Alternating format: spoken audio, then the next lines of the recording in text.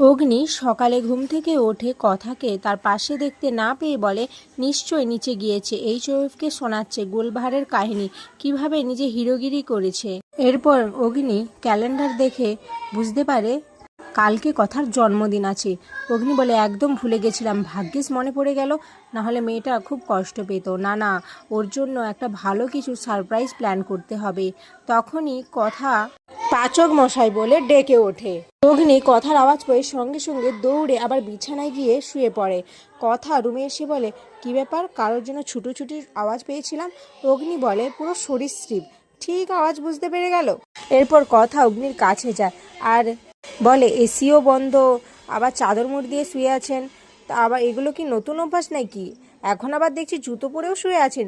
অগ্নি বুঝতে পারে যে কথা তার চালাকি ধরে ফেলেছে। এরপর কথা বলতে বলতে আগের মতো করে এভির মুখে জলে স্প্রে করে দেয়। এভি বলে, যা, তুই কি করলি এটা? তুই বারবার কেন বলতো আমাকে স্প্রে দিয়ে ঘুম থেকে তুলে দিস? কথা বলে, আপনি জুতো পরে কেন ঘুমাচ্ছিলেন? জানেন না জুতোতে কত জীবাণু রয়েছে? অগ্নি বলে, তুই তো ছিলিস বোটানি স্টুডেন্ট, তারপরে এজেন্ট হয়ে গেলি, আর এখন আবার কি মাইক্রোবায়োলজি নিয়ে পড়ছিস নাকি যে জীবাণু সম্পর্কে বলছিস? এরপর কথা ঘর থেকে বেরিয়ে যেতে গেলে অগ্নি কথার হাত ধরে টান দেয় আর নিজের একদম কাছে নিয়ে আসে। কথাকে অগ্নি জড়িয়ে ধরে বলে, একটু থাক না রে, আর একটু তো ঘুমোতে পারতিস। তুই পাশে ছিলিস বলে আমি কতদিন পর একটু শান্তিতে ঘুমোতে পেরেছি। কথা মনে মনে বলে, আমিও পাচক মশাই, আমিও আপনাকে কি করে বোঝাবো যে আমিও খুব শান্তিতে ঘুমিয়েছি আপনার পাশে। অগ্নি বলে, আচ্ছা কথা, আমাকে একটা কথা বলতো, তোর কি ভয় করলো না?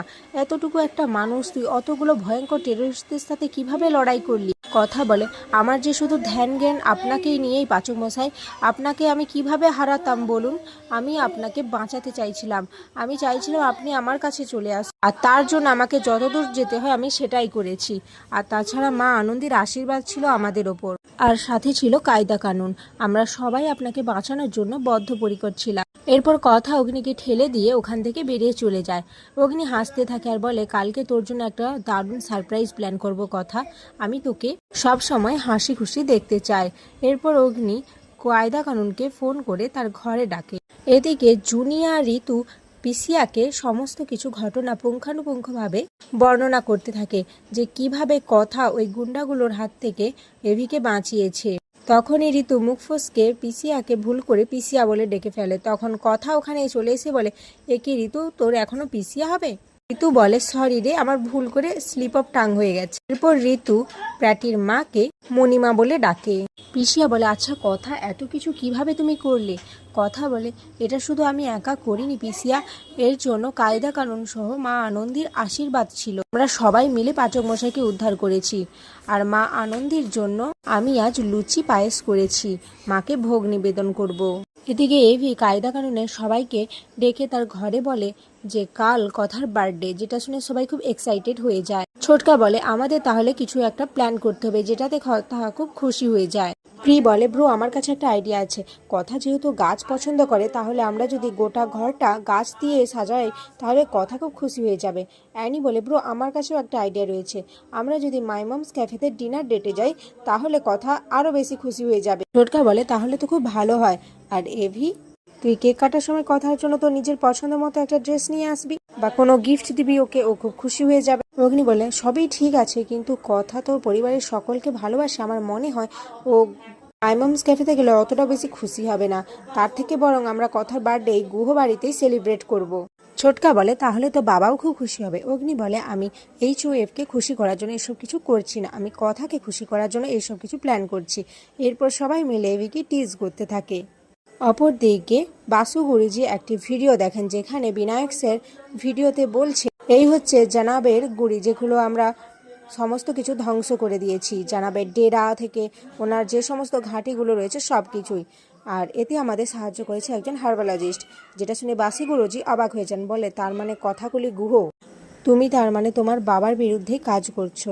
কিন্তু বাবা, কোন মুখে আমি যাবো এই পরিচয় নিয়ে? আমি তো তোমার আর তোমার মায়ের সাথে খুব অন্যায় করেছি, আমার আর ভালো লাগছে না এইসব কাজ করতে, আমি একটা নর্মাল লাইফ জীবন কাটাতে চাইছি। তখনই রেচা ছদ্মবেশ নিয়ে ওখানে আসে, বলে, বাবা আমাকে সরি, আমাকে ক্ষমা করে দিও, তুমি যে মিশনের জন্য আমাকে পাঠিয়েছিলে আমি সেটা কমপ্লিট করতে পারিনি, শুধুমাত্র এই কথার জন্য। বাসুগুড়ি যে মনে মনে ভাবে, কথার এই জেদ শুধুমাত্র আমার জন্যই সৃষ্টি হয়েছে। ছোট থেকে অনেক ঘাত প্রতিঘাত সহ্য করেছে, আর সেখান থেকে ও একদম খাঁটি সোনা হয়ে উঠেছে। বাসু গুরুজি রেচাকে বলে, জানো রেচা, সত্যি এই মিশনটা সাকসেসফুল হয়নি, ভালো হয়েছে, এতগুলো মানুষ মারা যেত, আমার আর এসব ভালো লাগছে না। রেচা অবাক হয়ে যায়। জানা বাসু গুরুজি বলে, আমি জানি তুমি ভাবছো এইসবের মাস্টারমাইন্ড আমিই ছিলাম, কিন্তু মাস্টারমাইন্ডের উপরেও তো মাইন্ড গেম খেলে চলে গেল কথা, শুধুমাত্র নিজের গুড উইলের জন্য। দেখো রেচা, আমি চাই আমি যেই ভুলগুলো করেছি তুমি জীবনে সেই ভুলগুলো না করো। আমি চাই তুমি সৎ হয়ে থাকো, ভালোভাবে জীবনযাপন করো। তুমি এই সব কিছু ছেড়ে দাও, আমি নিজে ধরা দেব পুলিশের কাছে। আমার আর এসব কিছু ভালো লাগছে না। রেচা বলে, হঠাৎ এই মত পরিবর্তনের কারণ কি বাবা? রেচা ভাবে, আমার যদি এই কিংডমের কুইন হতে হয় তাহলে বাবাকে কিছুতেই এই কাজ করতে দেওয়া যাবে না, বাবাকে কিছুতেই সারেন্ডার হতে দিতে যাওয়া যাবে না। আমাকে এখনই কাকুর সাথে মিট করতে হবে। আর এখানে আজকের পর্ব শেষ হয়ে যায়।